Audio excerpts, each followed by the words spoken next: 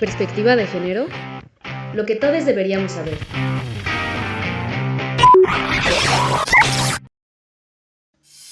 La perspectiva de género es una herramienta teórica y política que nos permite analizar las relaciones entre mujeres y hombres, y a su vez, visibilizar las desigualdades que prevalecen hasta la actualidad. Con esta mirada se han impulsado tratados internacionales que se han traducido en leyes, normas y otras herramientas jurídicas que, a partir de la reforma en derechos humanos del 2011 en México, son un mandato constitucional que los gobiernos debemos cumplir. Conocer todos estos instrumentos jurídicos es importante para conocer nuestros derechos y las obligaciones que tenemos las instituciones y quienes las conformamos.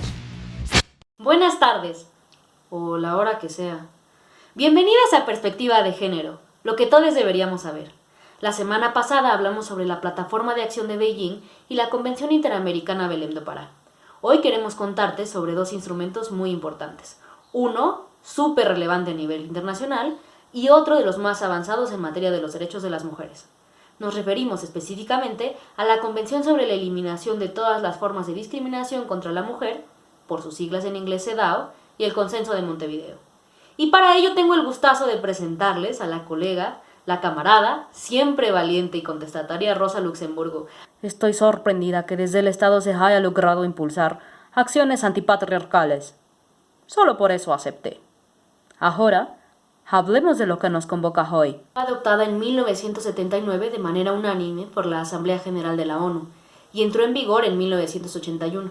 Se compone de 30 artículos que hablan sobre la discriminación contra las mujeres, los distintos ámbitos y las formas en las que se presenta.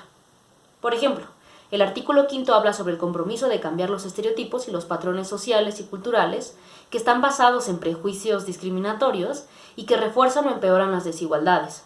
El documento se refiere a un montón de esferas, públicas y privadas, y a los derechos de las mujeres. ¿Permites interrumpirte? Creo que es posible que del otro lado de la pantalla se estén preguntando ¿para qué me sirve que exista este documento? Bueno, es que todos los estados parte, o sea, todos los gobiernos de los países que ratifican, están obligados a su cumplimiento. Por eso, los estados, incluyendo a México, presentan periódicamente informes al Comité CEDAW, quien les hace recomendaciones para mejorar la implementación de medidas legislativas, judiciales, administrativas o de otro tipo, para garantizar el derecho a la igualdad y no discriminación de las mujeres en todos los ámbitos. Pero esta convención tiene otro aspecto muy interesante.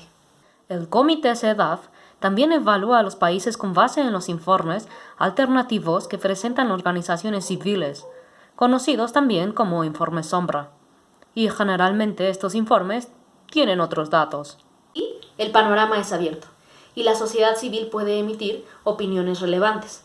Como los informes se presentan cada cierto tiempo, eso también permite evaluar cómo es que los países van implementando las recomendaciones que hizo el Comité CEDAW. Si recuerdan la introducción de esta cápsula, seguro sabrán que, en el caso de México, el cumplimiento de la CEDAW es un mandato constitucional. Para que lo tengas bien ubicado, el primer artículo habla sobre qué es la discriminación. Luego se establecen de manera general todos los compromisos de los estados. El tercer artículo habla sobre el desarrollo de las mujeres en todos los ámbitos, en particular el político, el social, cultural y económico. Dicen con que es discriminación inversa o que por qué no hay un Instituto de los Hombres o una Convención sobre los Derechos del Hombre. El artículo 4 habla sobre medidas necesarias para acelerar la igualdad entre hombres y mujeres, que tiene un carácter temporal. Pa' pronto. La aspiración es que un día de estos las mujeres podamos vivir en igualdad y que todas las personas podamos ejercer nuestros derechos. El quinto artículo ya lo explicamos, así que next. El sexto es sobre trata de personas y explotación sexual de las mujeres. El séptimo y octavo hablan sobre derechos políticos y el noveno al derecho a la nacionalidad. El décimo es sobre el derecho a la educación y el siguiente es sobre los derechos de las compañeras, las trabajadoras, por las que tanto dimos batalla. Y luego sigue el derecho a una atención médica, algunos derechos económicos, los derechos de las mujeres rurales, la igualdad ante la ley y derechos referentes a la familia y el matrimonio. A partir del artículo 17 se detalla cómo se compone el Comité CEDAW y cuáles son sus funciones y las cosas que tiene que hacer. de las que ya te contamos. Cada que México presenta un informe, es una radiografía de la situación de los derechos de las mujeres en el país, y que, si a ti te parece incompleto, puede ser parte de un informe sombra si así lo deseas. Por un lado, esto fortalece el acceso a la información, la transparencia y la rendición de cuentas, y por otro hace que los gobiernos y la comunidad internacional escuche las voces de las mujeres organizadas. Por cierto, México tiene un informe ante la CEDAW que está pendiente, así que hay que estar al tiro. Antes de seguir intenciando y que se nos acabe el tiempo, hablemos del consenso muy actual y muy vigente en las demandas del movimiento feminista mundial, el Consenso de Montevideo. Este es un acuerdo regional entre países de América Latina y el Caribe, logrado en la primera Conferencia Regional de Población y Desarrollo en el 2013 en Uruguay.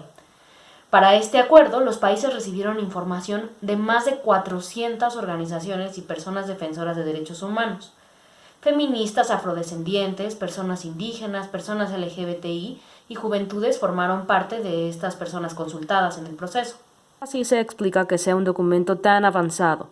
Usa lenguaje incluyente, reconoce los derechos sexuales y los derechos reproductivos y se refiere explícitamente a la orientación sexual y la identidad de género, y tiene un apartado específico sobre las personas afrodescendientes. Acordaron en este consenso, por ejemplo, que la educación integral para la sexualidad es un derecho, necesidad, responsabilidad y demanda de niñas y niños, adolescentes y personas jóvenes, así como el derecho a interrumpir legalmente un embarazo, como un eje central de salud pública, es decir, como una responsabilidad del Estado. El consenso dice en específico que esta educación debe respetar la autonomía progresiva de las niñas y los niños y las decisiones informadas de las personas adolescentes y jóvenes sobre su sexualidad. Aunque nada es perfecto y este consenso tiene un punto débil. Como es un consenso, requiere de la voluntad de los estados para su avance. Pero no todo está perdido, porque está respaldado en convenciones y tratados que sí son obligatorios para el Estado. Lo importante es que ahora tenemos un marco que reconoce muchos de los derechos por los que las mujeres y otras poblaciones hemos luchado. Conocer estos instrumentos puede ayudarte a defender, exigir y ejercer tus derechos, y cumplir con tus obligaciones si es que eres una persona funcionaria.